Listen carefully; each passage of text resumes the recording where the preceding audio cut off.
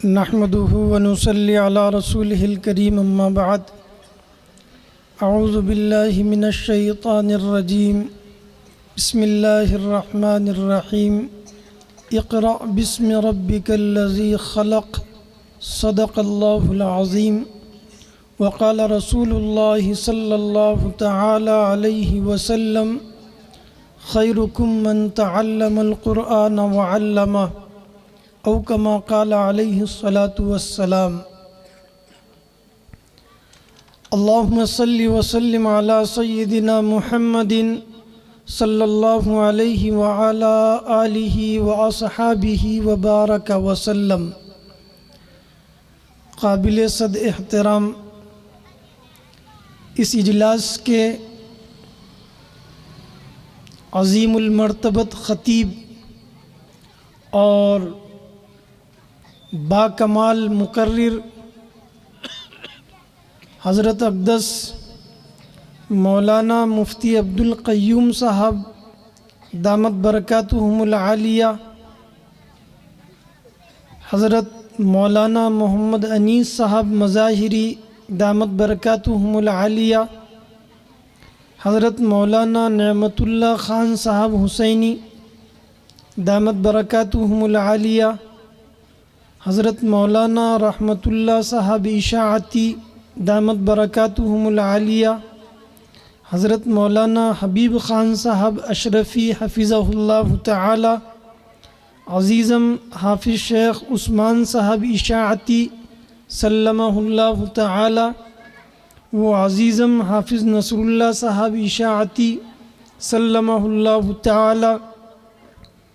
دعوت media YouTube channel کے director حافظ عبدالحنان صاحب حسینی سلمہ اللہ تعالی، و دیگر اساتین علم و فضل حضرات، علماء کرام، ہمدردان قوم و ملت، پردہ نشین مائیں بہنیں،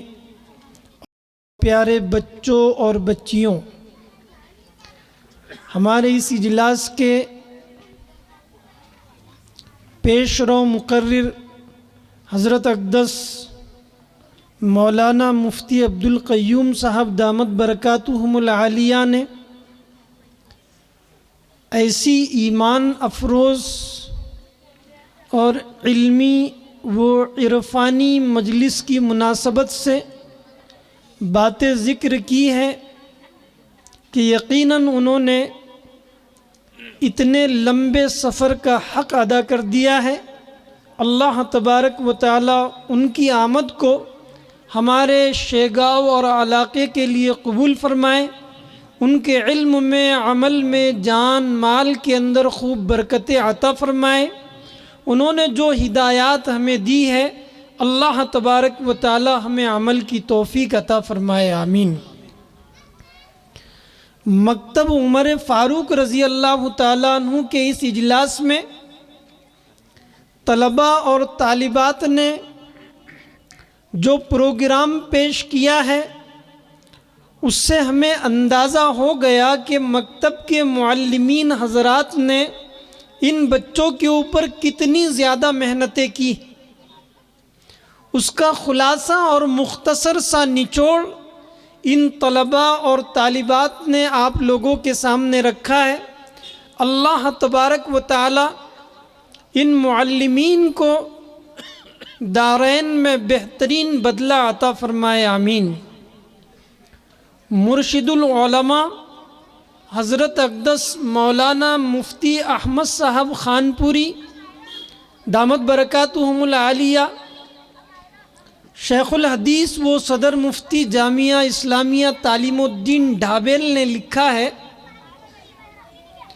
کہ ہمارے اسلاف نے مکاتب و مدارس کا جو نظام قائم کیا ہے، وہ در حقیقت دین اور ایمان کی بقا کا اہم ذریعہ ہے، جس کو ہمارے اکابر نے اس زمانے کے حساب سے محسوس کیا اور اس کو شروع فرمایا۔ جب انگریز اس ملک کے اندر آیا تو اس سے پہلے یہاں پر مسلم حکمران تھے،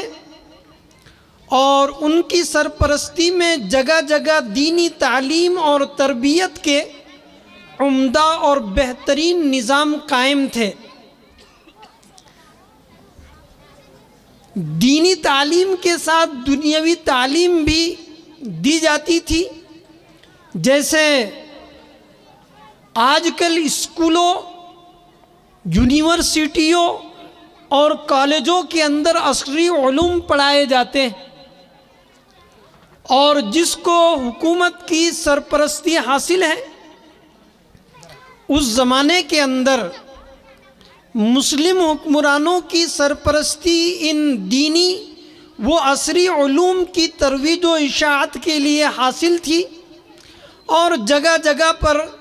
تعلیم اور تربیت کے لیے مکاتب اور مدارس کا جال بچھا ہوا تھا۔ لیکن جب مسلم حکمران نہیں رہے اور انگریزوں کا عمل دخل اس ملک کے اندر آیا، اور انگریزوں نے یہ چاہا کہ یہاں سے اسلام کو ختم کر دیا جائے، تو ہمارے اکابر نے اول وہلے میں یہ کوشش کی کہ انگریز کو یہاں سے نکالا جائے، لیکن اس میں کامیابی نہیں ملی۔ حالانکہ ہمارے اکابر نے اپنے پیر و مرشد سید الطائفہ حضرت حاجی امداد اللہ مہاجر مکی رحمۃ اللہ علیہ کی قیادت میں، ان کی ماتحتی میں میدان جہاد کے اندر انگریزوں کا مقابلہ کیا،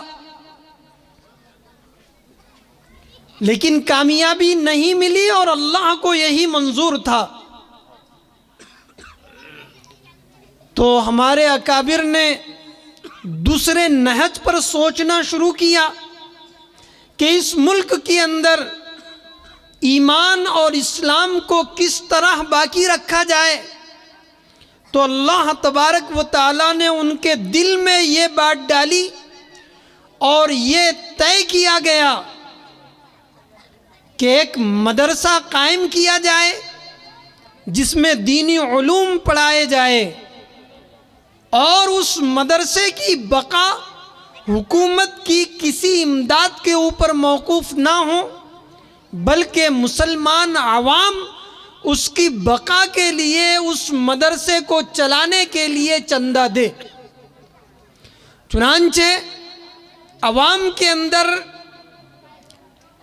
اس کی بیداری کی مہم چلائی گئی، چندے کی اپیل کی گئی، اور مسلم عوام سے یہ کہا گیا کہ دین کی حفاظت کے لیے آپ کو اپنے مال کا ایک حصہ نکالنا ہے۔ اور الحمدللہ دارالعلوم دیوبند کا قیام عمل میں آیا، جو مدارس کے سلسلے کی پہلی کڑی تھی،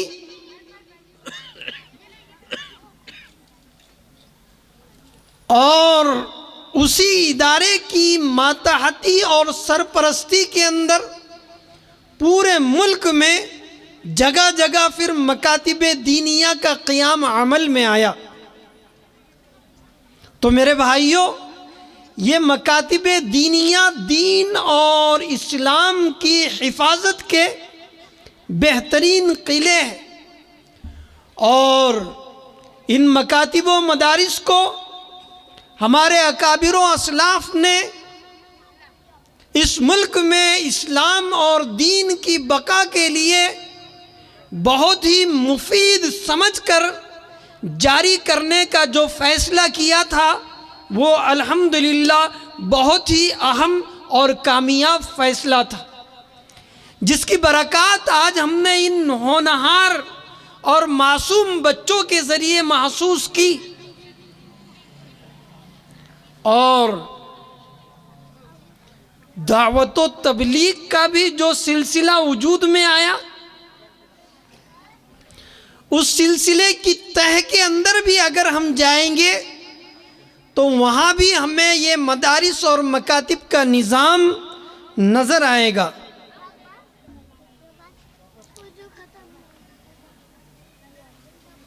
حضرت مولانا محمد اسماعیل صاحب رحمۃ اللہ علیہ یہ حضرت مولانا محمد الیاس صاحب بانی تبلیغ رحمۃ اللہ علیہ کے والد محترم، جو حضرت مولانا مفتی مظفر حسین صاحب کاندلوی رحمۃ اللہ علیہ کے خلیفہ تھے، اور مفتی مظفر حسین صاحب کاندلوی رحمۃ اللہ علیہ کی فکر تھی غیر آباد مساجد کو آباد کرنے کی۔ اپنے شیخ کا اثر حضرت مولانا محمد اسماعیل صاحب رحمۃ اللہ علیہ کے اندر آیا۔ ان کے نکاح میں حضرت مفتی مظفر حسین صاحب رحمۃ اللہ علیہ کی نواسی تھی،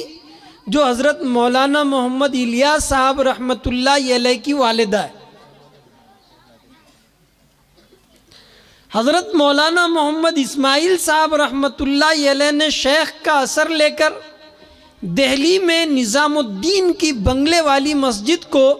اپنا میدان عمل بنایا، اور میوات کے علاقے میں اس کام کو جاری رکھنے کا عزم کیا۔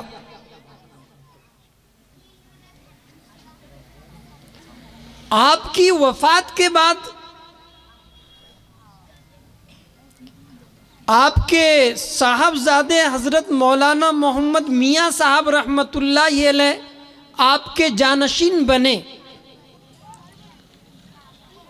حضرت مولانا الیاس صاحب رحمۃ اللہ علیہ کے بھائی تھے، لیکن دونوں کی والدہ الگ الگ تھی۔ حضرت مولانا محمد میاں صاحب رحمۃ اللہ علیہ کا بھی جب انتقال ہو گیا اور لوگوں کی جانب سے یہ تقاضا ہوا کہ اس سلسلے کو جاری رکھنا چاہیے، تو لوگ حضرت مولانا خلیل احمد صاحب سہارنپوری رحمۃ اللہ علیہ صاحب بذل المجہود، جو حضرت مولانا محمد الیاس صاحب رحمۃ اللہ علیہ کے استاذ اور ان کے شیخ تھے، ان کے پاس گئے۔ حضرت نے لوگوں کی درخواست پر غور کر کے حضرت مولانا محمد الیاس صاحب کو بھیجنے کا مشورہ اور حکم دیا۔ حضرت مولانا محمد الیاس صاحب رحمۃ اللہ علیہ نے جانے کے بعد پہلے کوشش یہی کی کہ مکاتب کے نظام کو شروع کیا جائے، اور آپ نے میوات کے علاقے میں اس کام کو جاری رکھنے کا عزم کیا، جبکہ آپ پہلے خاندان کی کوششوں سے آپ کے وہاں جانے سے پہلے تقریباً 50 یا 60 مکاتب وہاں پر قائم ہو چکے تھے۔ حضرت مولانا الیاس صاحب رحمۃ اللہ علیہ نے غور کیا، اور آپ اس نتیجے پر پہنچے کہ مکاتب کے نظام کو پھیلانے کے لیے لوگوں میں اس کا شوق اور ذوق ہونا ضروری ہے۔ لوگوں میں جہالت ہے، یہ لوگ علم دین، احکام دین اور علوم دین سے ناواقف ہیں، تو یہ مکاتب کے نظام کو پھیلانے کے لیے کیسے ساتھ دیں گے؟ لوگوں کی بے رغبتی اور بے توجہی کو دیکھ کر اللہ تبارک و تعالیٰ نے حضرت مولانا محمد الیاس صاحب رحمۃ اللہ علیہ کے دل کے اندر یہ بات ڈالی کہ پہلے لوگوں کے اندر علم دین کی طلب پیدا کرنا چاہیے۔ اس کے لیے آپ نے دعوت و تبلیغ کا سلسلہ شروع فرمایا۔ حضرت مولانا محمد الیاس صاحب رحمۃ اللہ علیہ فرمایا کرتے تھے کہ یہ دعوت و تبلیغ کا سلسلہ کیا ہے؟ یہ تو لوگوں کے اندر علم دین کی طلب پیدا کرنے کے لیے ہے، اور جب ان کے اندر علم دین کی طلب پیدا ہو جائے گی تو وہ اس کو حاصل کرنے کی کوشش کریں گے، جس کے نتیجے میں دین کے تمام شعبے زندہ ہوں گے۔ تو یہ دعوت و تبلیغ کے سلسلے کو شروع کرنے کا مقصد حضرت مولانا محمد الیاس صاحب رحمۃ اللہ علیہ کا یہ تھا کہ دین کے تمام شعبوں کو زندہ رکھا جائے۔ دین کے شعبوں میں سب سے پہلا شعبہ ایمانیات کا ہے، جس میں عقائد، توحید و رسالت، جنت و جہنم اور آخرت کی تفصیلات ہے۔ نمبر 2 دوسرا شعبہ عبادات کا ہے، جس میں نماز، روزہ، زکوٰۃ، حج، قربانی، نیکی کا حکم کرنا اور برائی سے روکنا شامل ہے۔ تیسرا شعبہ معاشرت کا ہے، یعنی ایسے افراد جن کے ساتھ انسان زندگی گزارتا ہے، خواہ ان سے تعلق رشتہ داری کا ہو یا پڑوسی ہونے کا ہو۔ اس میں نکاح اور اس کے متعلقات جیسے نفقہ، مہر، سکنا، مدت حمل، مدت رضاعت، زہار، ایلا، لعان، طلاق، خلا، مبارات، فسخ نکاح، ہبہ، وصیت اور میراث، ان امور کی تفصیلات ہیں۔ چوتھا شعبہ ہے معاملات کا، جس میں کسب معاش کی تمام صورتیں اور جائز اور ناجائز تمام کاروبار آ جاتے ہیں۔ اور پانچواں شعبہ ہے اخلاقیات کا، جس میں علماء دین کی قدر کرنا، چھوٹوں پر شفقت کرنا، بڑوں کا اکرام کرنا وغیرہ۔ ہماری یہ ذمہ داری ہے کہ ہم دین کے تمام شعبوں کو زندہ رکھیں۔ ہم دین کے جس بھی شعبے کے اندر کام کر رہے ہوں، خواہ وہ مدارس کا شعبہ ہو، مکتب کا شعبہ ہو، دعوت و تبلیغ کا شعبہ ہو، جمعیت علماء کا شعبہ ہو، آل انڈیا مسلم پرسنل لا بورڈ کا شعبہ ہو، جو بھی شعبہ ہو، ہم اس شعبے کے اندر کام کرتے ہوئے اس بات کا استحضار رکھے کہ ہم دین کا کام کر رہے ہیں۔ دین کا کام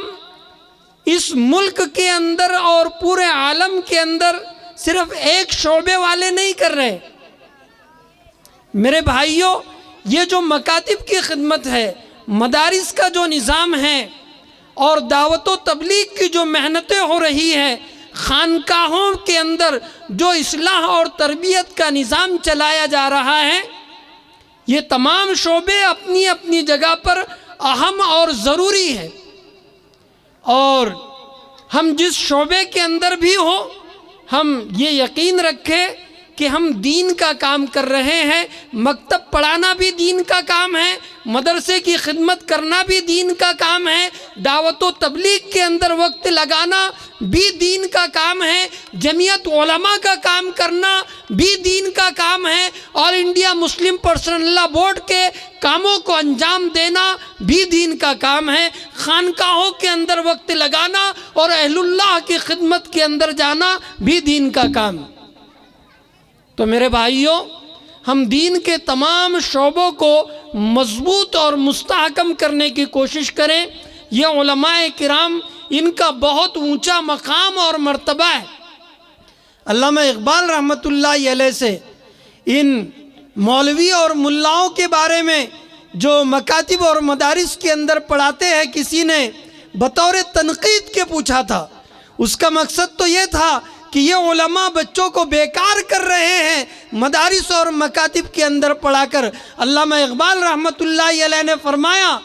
کہ ان مولوی اور ملاؤں کو اپنی جگہ رہنے دو، انہیں اپنی جگہ کام کرنے دو۔ اگر یہ نہیں ہوں گے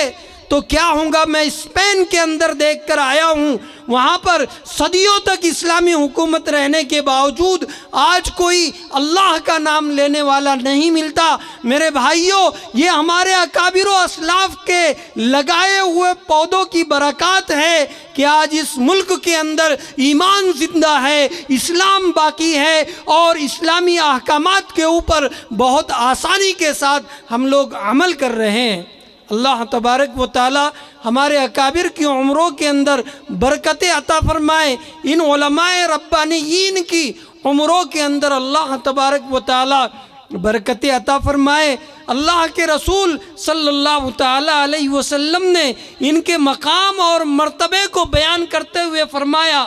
اللہ کے رسول صلی اللہ تعالیٰ علیہ وسلم سے پوچھا گیا، من اہل اللہ منہم، امت کے اندر اللہ والا کون ہے؟ تو حضور اکرم صلی اللہ تعالیٰ علیہ وسلم نے فرمایا، اہل القرآن ہم اہل اللہ، جو قرآن کریم کی خدمت انجام دیتے ہیں یہ اللہ والے ہیں، یہ اللہ کی فیملی کے لوگ ہیں، یہ اللہ کے قریبی لوگ ہیں۔ اللہ کے رسول صلی اللہ تعالیٰ علیہ وسلم نے ان کے لیے تمغہ امتیاز دیا ہے، فرمایا خیرکم من تعلم القرآن وعلمہ، تمہارے اندر سب سے بہترین یہ علماء کی جماعت ہے جو قرآن کریم کو پڑھتے ہیں، جو قرآن کریم کو پڑھاتے ہیں، جو اس کے احکامات کی ترویج اور اشاعت کے اندر اپنی زندگیاں لگائے ہوئے ہیں۔ اللہ کے رسول صلی اللہ تعالیٰ علیہ وسلم کا ارشاد ہے،